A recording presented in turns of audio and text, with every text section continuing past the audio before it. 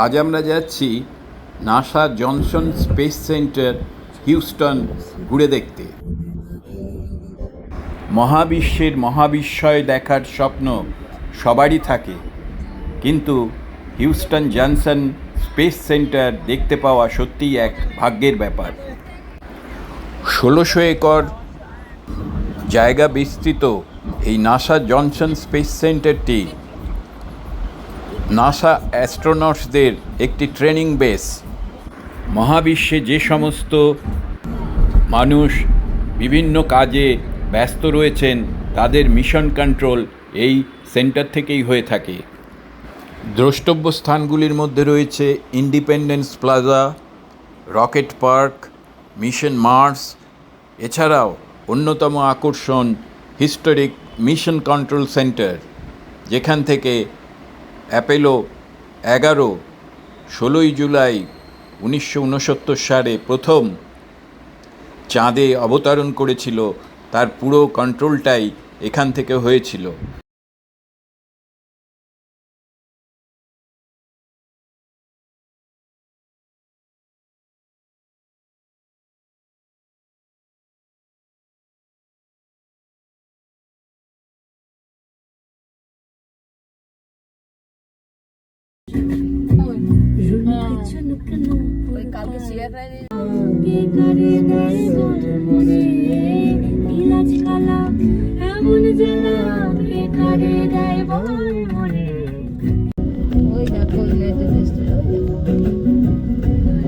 এটাই তো ওই দেখাচ্ছিল।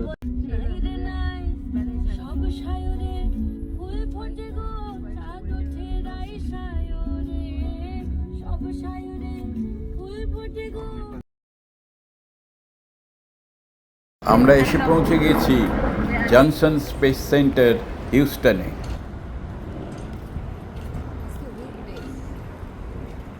এটা হচ্ছে ফ্যালকন 9 ফুল থ্রাস্ট বুস্টার B1035।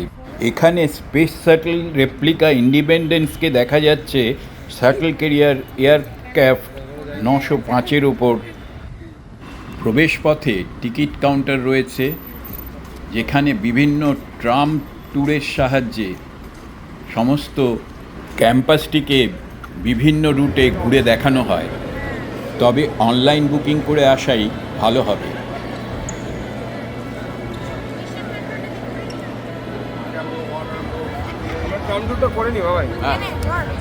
আমরা রুটটাকে আগে। এটি স্পেস সেন্টারের মেন লবি। এখানে বিভিন্ন দিকে বিভিন্ন মডিউলগুলো প্রদর্শিত আছে। এক কথায় এক মায়াবী জগৎ। এখানে 400-র বেশি স্পেস আর্টিফ্যাক্টস প্রদর্শিত হয়েছে। তার মধ্যে মার্কারি 9, জেমিনি 5, অ্যাপোলো 17 এগুলি প্রদর্শিত হয়েছে।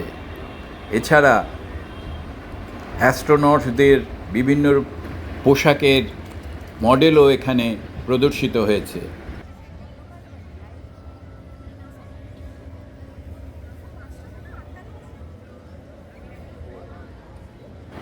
আমরা প্রথমেই মিশন কন্ট্রোল সেন্টারটা দেখে নেব। এর টিকিট আলাদা করে বুক করতে হয় এবং এগুলো বিভিন্ন টাইম স্লট ফিক্স থাকে।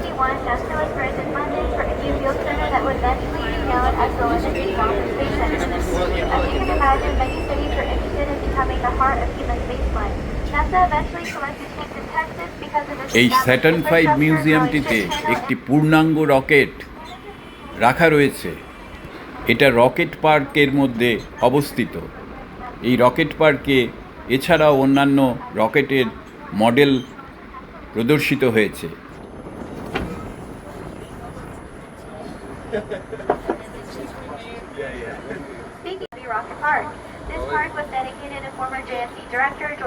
দেখে নিন টেক্সাসের বিখ্যাত লগহার্ন বিফ ক্যাটেল। একটা শিংয়ের চেয়ে আর একটা ডিস্টেন্স প্রায় 8 ফুট পর্যন্ত হতে পারে।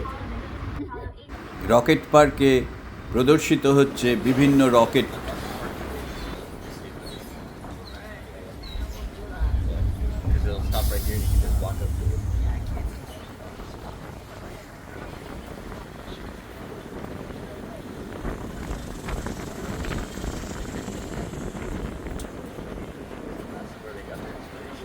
The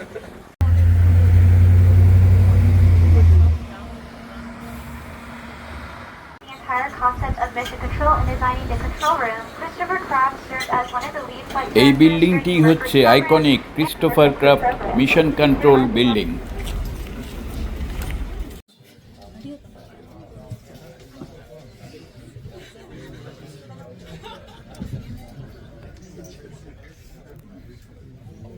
এই মিশন কন্ট্রোলটি থেকেই পরিচালিত হয়েছে ঐতিহাসিক চাঁদে নামার মুহূর্ত। সেগুলি এখানে প্রদর্শিত হয়, ঠিক যেমন হয়েছিল 1969 সালে। Copy, still to go. I heard a thing, go for landing, 3,000 feet. Stopping around. 1201. 1201. Roger, 1201. Same type, we're go. Same type, we're go. We're go, same type, we're go. Flight side of right. Go ahead, then. Let's switch to another station or something. No, we're looking at honeysuckle now. It's a little bit cleaner. Okay.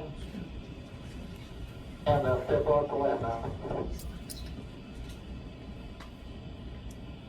Get it done here.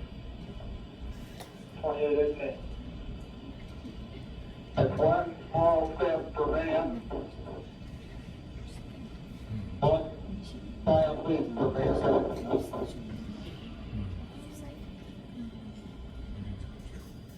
American, this has to be the proudest day of our lives. And for people all over the world, I am sure that they too join with Americans in recognizing what an immense feat this is. Because of what you have done, the heavens have become a part of man's world. And as you talk to us from the Sea of Tranquility, it inspires us to redouble our efforts to bring peace and tranquility to earth.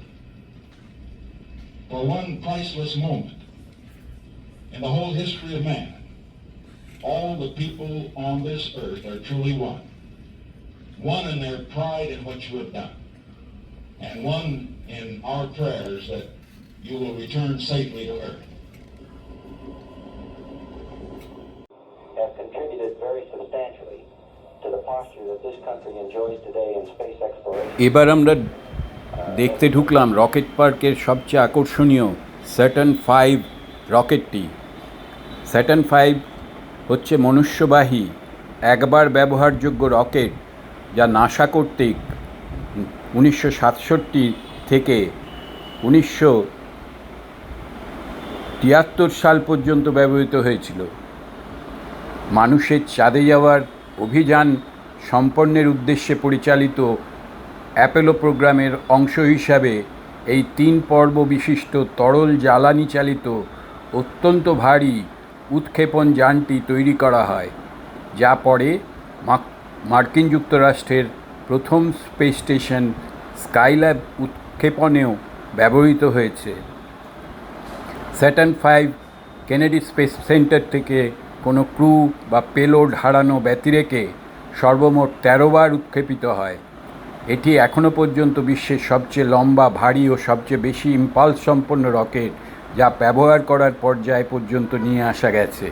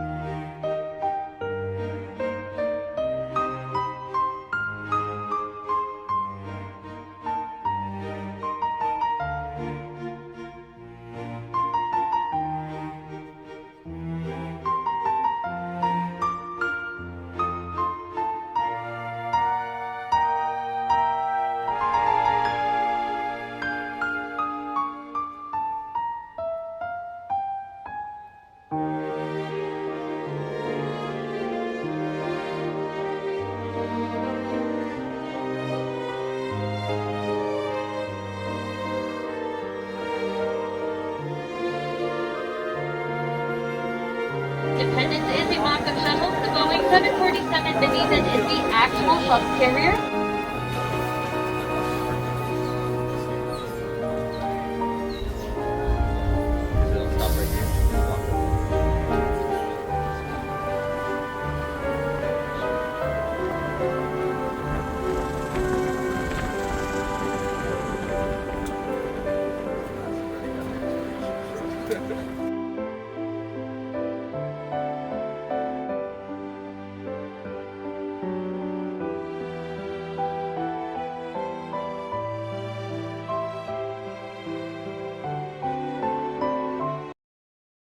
এবার আমরা space shuttle independence এবং aircraft ক্যারিয়ারটার ভেতরটা দেখে নিলাম।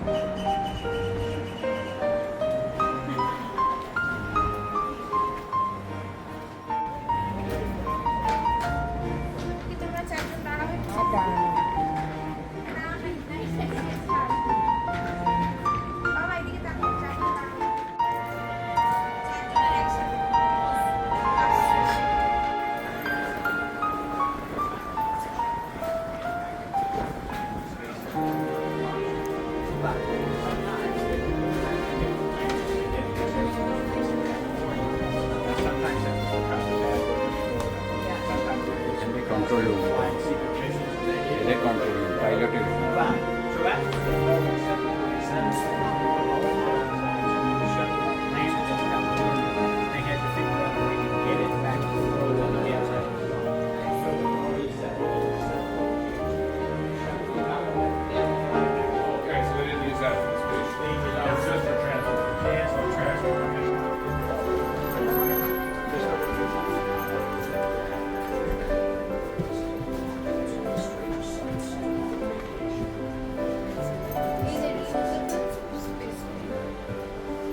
এটাই নিয়ে যায় বারবার শাটলিং করে।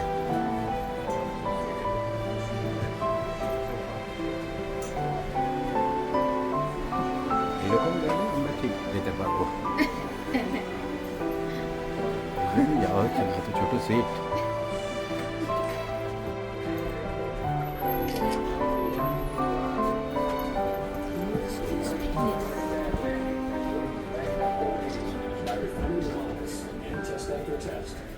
এখানে চাঁদের পৃষ্ঠের একটা রেপ্লিকা তৈরি করা আছে, যেখান থেকে দূরে পৃথিবীকে দেখা যায়।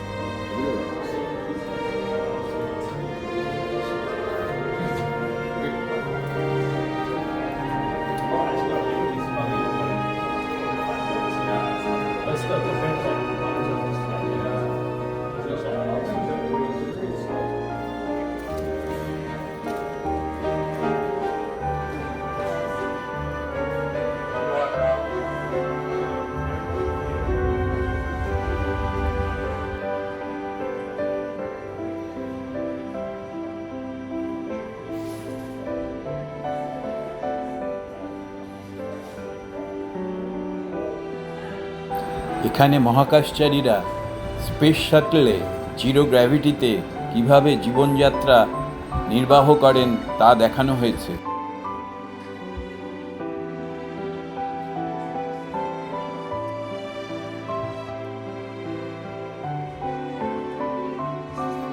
এটা চান করার দৃশ্য। এখানে আবার কাজ করতে করতে খাওয়া হচ্ছে। এখানে শোয়ার ব্যবস্থা রয়েছে।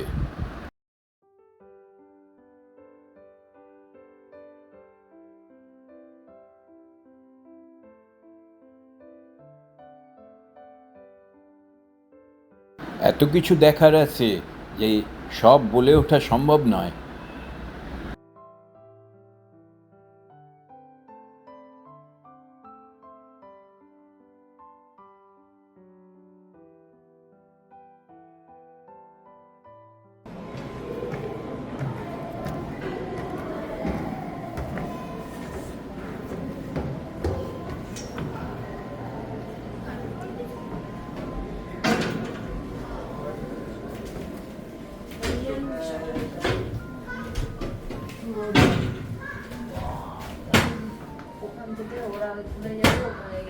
ওটা টু অরিয়ন ওই তোমার বলছিল ডগ